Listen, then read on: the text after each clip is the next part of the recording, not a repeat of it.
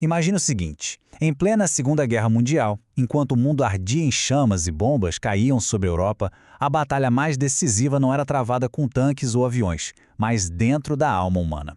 E o que pouquíssima gente sabe é que em 1942, um pacato professor de Oxford já havia decodificado o manual de operações do nosso adversário. Graça e paz estudiosas da palavra. Sejam muito bem-vindos ao canal Mestre da Didac. Se o objetivo é sair da superficialidade espiritual e construir uma fé que seja inabalável, sólida, verdadeiramente bíblica, então o seu lugar é aqui. Antes de mergulharmos nesse estudo profundo, peço que já deixe o seu like, inscreva-se no canal e compartilhe este vídeo com alguém que precisa ouvir essa palavra. E claro, para um aprofundamento ainda maior, conheça o material da nossa Escola de Desenvolvimento Cristão Mestre da Didac. O link está na descrição.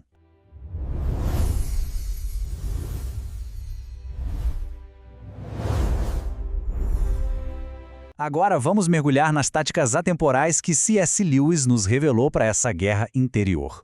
Pois bem, para entender a estratégia de um adversário, a primeira coisa, a mais inteligente a se fazer, é interceptar as suas comunicações. E nós temos acesso a uma carta, uma diretriz que veio diretamente do alto comando do inferno.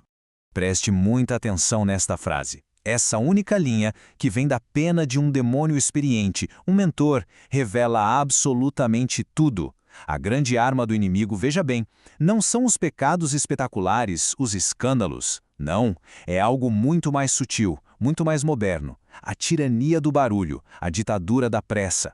Uma sobrecarga sensorial constante e, mais importante, deliberada. E aqui entra a grande questão para nós hoje. Essa tática que foi pensada lá na era do rádio ainda funciona na nossa era, a era do scroll infinito? A resposta, e isso é surpreendente, foi antecipada por um homem que mapeou todo esse campo de batalha décadas antes das nossas ferramentas de distração sequer existirem. E para decifrar este manual de guerra espiritual, é absolutamente fundamental que a gente entenda a mente do homem que o expôs ao mundo. Clive Staples Lewis, ou C.S. Lewis como conhecemos. O que é que tornava Lewis tão qualificado para expor essas táticas com tanta precisão? É um detalhe crucial. Ele já tinha lutado do outro lado. Lewis não era um teórico da fé que sempre esteve seguro em sua redoma.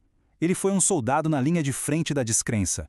Ele não apenas imaginou os argumentos contra a fé, ele os viveu, ele os defendeu, ele os respirou por anos. Pense bem, Lewis não era um recém-convertido ingênuo. Ele era um dos intelectuais mais afiados do seu tempo.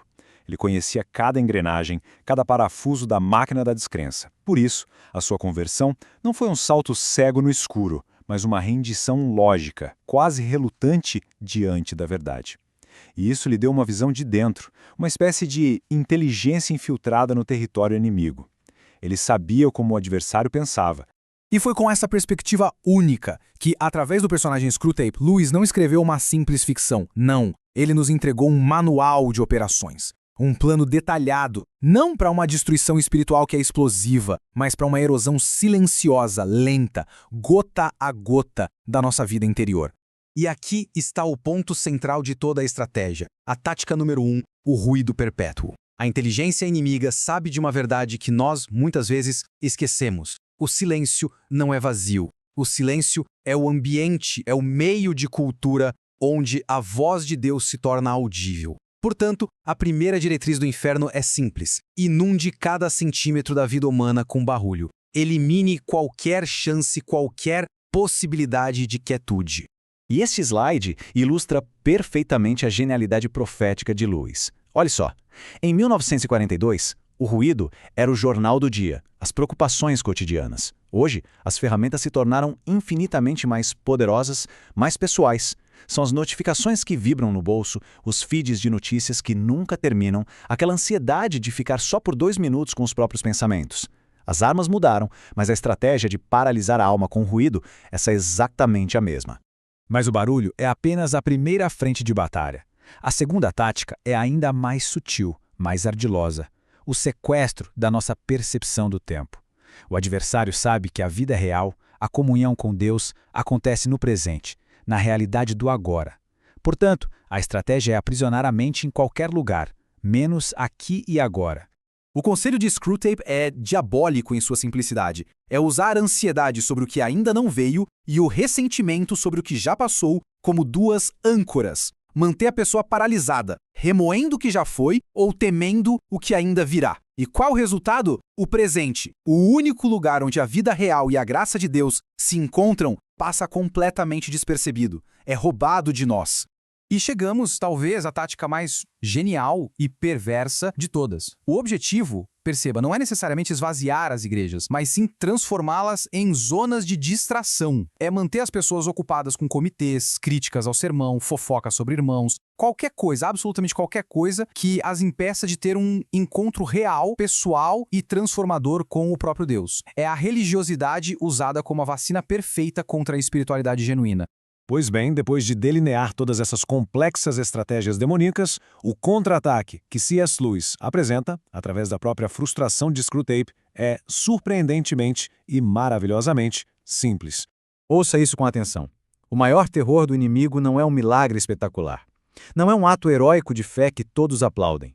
É a rotina. São as pequenas, as humildes e principalmente as consistentes fidelidades do dia a dia.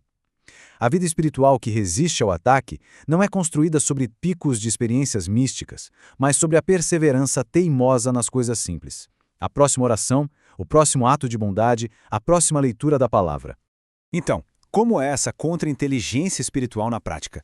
Não é um grande evento, mas um conjunto de disciplinas diárias, de práticas deliberadas. Cada uma dessas âncoras, o silêncio matinal antes de pegar o celular, o jejum de informação para não ser inundado, a entrega consciente das nossas preocupações em oração, é um pequeno, mas poderoso ato de guerra. É a aplicação prática e diária daquela rotina humilde que desarma toda estratégia inimiga. E tudo isso nos leva à grande e poderosa conclusão de Lewis. A guerra espiritual não é uma ideia abstrata para teólogos debaterem. Ela acontece no campo de batalha do nosso dia a dia, nas pequenas escolhas que fazemos a cada hora. O ponto final, o arremate de tudo, é este. A verdadeira batalha não é travada em dimensões místicas distantes. Ela é travada na mesa do escritório, na tela do celular, na conversa em família. Cada vez que se escolhe o silêncio em vez do scroll, a presença em vez do barulho, a oração em vez da ansiedade, está se travando uma batalha com consequências eternas. É a persistência comum na presença de Deus que, no final das contas, quebra a espinha da estratégia do inimigo. E assim, a profunda análise de Lewis nos deixa com esta pergunta, que é simples e ao mesmo tempo penetrante. A vitória na grande guerra espiritual não depende de um feito extraordinário que talvez aconteça amanhã, mas da decisão de realizar o próximo pequeno ato de fidelidade agora mesmo, porque as batalhas mais significativas são quase sempre vencidas pelas armas mais comuns. O aprendizado não para por aqui. Para sair da superfície, se tornar um aluno oficial da nossa Escola de Desenvolvimento Cristão, com acesso a cursos e trilhas completas, acesse agora mestredadidac.com.br. O link está na descrição. Não saia deste vídeo sem deixar o seu like, se inscrever no canal e compartilhar este estudo. Que a maravilhosa graça de Cristo, o amor de Deus Pai e as consolações do Espírito Santo guardem a sua mente e o seu coração. Edifique sua vida com propósito. Até o nosso próximo encontro.